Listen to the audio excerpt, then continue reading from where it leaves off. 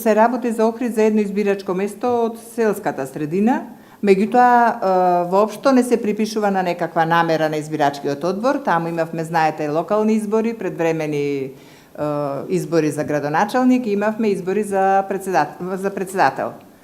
До 13 часот, вака како што е наведено и во забелешката и од сознанијата општо таму што се случувале, се давало да се потпишат само во избирачкиот список за градоначалник, а се делеле по 2 ливчиња.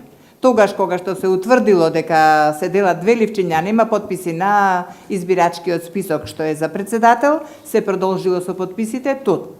Точно е дека има непотпишани избирачи, а веќе го оствариле правото на глас.